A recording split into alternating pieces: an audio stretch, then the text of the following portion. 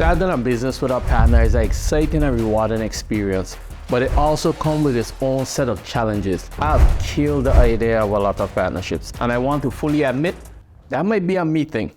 But way too often we see people going into partnerships with good intentions and bad structures. In this video, I hope to point out all the basis of partnerships and what you would need to identify a solid partner and have a long and successful partnership. Let's get it. Partnership. I've had my share of disappointments, and I've come to realize that choosing an effective partner is more to do with your personality than what the other person brings to the table. So before we dive into what is needed for a successful partnership to work, let's define what partnership is. You Google partnership and you get a partnership is a legal agreement between two or more individuals or entities who share ownership of a business. So in a nutshell, it's a group of people, could be 2, could be 20, that have a mutual idea that they want to move forward. Whatever that idea is, they collectively came together to move this idea forward in the form of a business. Now, the issue that we normally see in partnerships are built on trust. Trust is formed from familiarity. We have a saying in the Caribbean that goes, birds of a feather flock together. Or maybe that's not a Caribbean saying. Either way, it still holds true. The issue with this is that you partner with people you're familiar with, people that you know. And oftentimes the people that you know do not have the additional requisite skills to run a business. Yes, I said additional. Any business, all business has more or less the same underpinnings, the same structure of how this business works. Those skills, for the context of this video, will be 3 structural skills. Like a tripod. Tripod has 3 legs, right? So the first leg is the most important leg. This is the salesy, confident, extroverted personality that can close deals. Then you have the next part of your tripod, which is the COE kind of person. They're very organized. They're very meticulous with facts. These are the people that do your HR and the different things. The third personality is your dreamer. This is your advertising, marketing kind of personality. These are the people that can plan very well, but they're not very good at executing that plan. Now, high-level entrepreneurs have a sprinkle of all 3, but because they're such important factors, they often hire talent to do them effectively, because you can't split your focus between a bunch of different things. But the single business owner had to go through some pain points to understand which of these they're good at and which needs to be delegated. But normally people want to undertake business ownership. They concentrate on their strengths, what they're good at, and they seem to ignore the other parts of the tripod. So for example, normally what happens is 2 extroverted personalities, normally in sales, that has a confidence to close deals. So they come together, pool their resources, and start an organization, because if I can do it for a company, I can do it for myself. Incorrect. And 5 months later, it implodes, because they didn't have the other requisite skills, the other 2 parts to run a business. Now, let me explain the relationship between the 3 skills. So the first and most important one is that extroverted salesperson. This is the person that brings money into the organization. You can't have an organization without sales, right? This is your number 1 asset right here.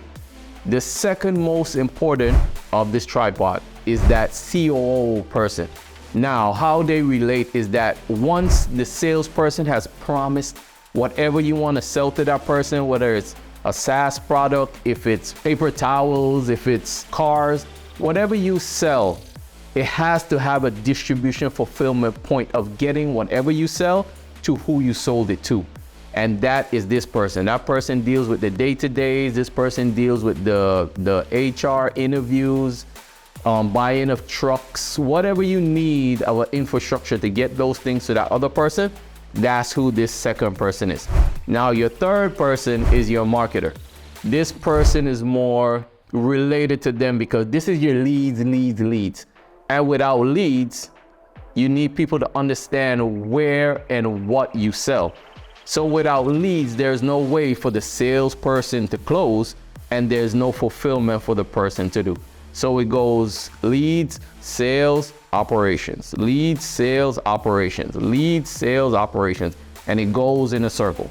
Most of the times, you don't see sales personalities hanging out with accountant type personalities. So what seems to happen is people that are known or have similar interests often start a business together. So what happens now when you have these three things on your tripod that you need and you don't have the third or second one? So say you have sales and marketing, because those people are more kindred spirits. The problem is now a lot of people know where you are. You can close deals, but now you can't deliver. You've overpromised and underdelivered. Business implodes. Say you have your sales and your fulfillment. So now you can close any deal and you have the best structure. You can get these things where they need to be, but no one knows who you are. Fail. You don't have enough leads. Sales gets bored. Fulfillment gets bored because they're not doing anything. So let's say that you have the CEO type of person and a marketer. So you have the best infrastructure. Everything is set up properly, taxes, insurance, and then you even get someone with a little bit of leads and you partner. Then there's no one to sell. There's no one to close those deals. Eventually what happens is that the business implodes. You have no more money for marketing and you have nothing to fulfill. Business closed. So if I had to bring a military analogy into this, I would say the CEO is a sniper, the spotter is the marketing advertise kind of person, and the COO is the person that knows where to get the binoculars and the bullets from. Yeah, the CEO gets the credit for the kill, but it cannot happen without those three things happening. The legs on this is very important. It's your foundation as to what makes a business run. Now, number 2, delegation of tasks. Even if you have the requisite skills above, people tend to get into business and then they want to make decisions by committee. This rarely works. There needs to be some predefined goals and responsibility for each partner. So for example, you might have a partner with a wife and kids and they do the taxes and the payroll, even though they know how to sell because they cherish that family time. Or you might have another personality that's good at networking because they're a single male or female. So they take the clients out to dinner, lunches, parties, etc. to build those relationships and close those deals. Either way, you have to sit one day and write out all of the tasks and responsibilities of the business and dedicate names and roles so each person can clearly understand what they're in charge of. Also, you can add due dates and evaluations to this list if that's the kind of organization you are. So here's an example of a list. Say Johnny, Mark, and Sarah decide to start to sell plumbing supplies. There are some responsibilities for each category that would need to be done.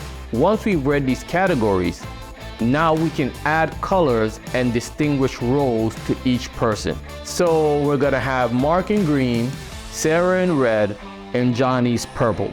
So once those have been identified and assigned, you can put each task under each person's name, so you can clearly see who is in charge of what. And if you have anything left over, you can either allocate it to someone, or you as a collective can decide to hire someone for those tasks because you're really not good at it. Also with partnership, we often find that labels mess people up. Everyone wants to be the CEO and face of the company. So these tasks above can be shared evenly, but try to work out your power struggles early because titles kill. As the last thing you want is for the IRS to knock on your door, seize all your assets, and now while you're in jail, you're asking each other, hey, who paid taxes for the last 4 years? Whose responsibility was it? If you found value in this video so far, have a friend that's about to enter into a partnership, send them this video. If you know someone that's in a partnership or thinking about it, tag them below and comment partners. Number 3, personalities. This one is the most volatile aspect of partnership. Businesses are stressful and stress and anxiety affects people differently. You may have started out with Johnny on this mission with the same goal and result in mind, but now Johnny's wife starts to get lonely. He's spending too much time in this business with you and Sarah.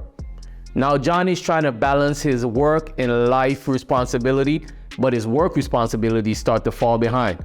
Now Sarah is feeling annoyed because Johnny's still getting the same equity and the same profit, but the 2/3 have to pick up the slack. Or Mark is getting a little too spendy with the company credit card for networking. Johnny's trying to figure out why does Mark need $2,000 dinners to sign a $5,000 client.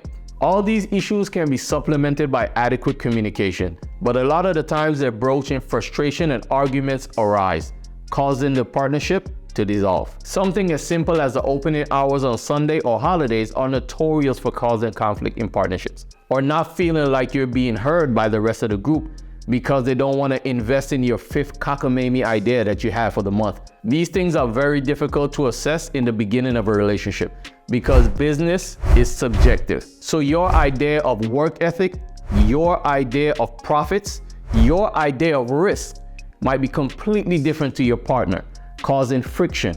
And even if the business doesn't dissolve, it's often beaten by competition because it's so slow to act or even react to adverse situations. Now, if you want to see another video about my reasons about how I avoid or screen certain personalities and partnerships, you can click a like and then click the link in the description below. If you Google the statistics, about 70% of partnerships fail, and those 3 pillars I mentioned above are the culprits.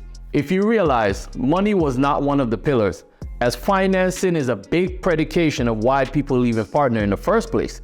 So if money wasn't even one of the pillars, imagine when that gets small.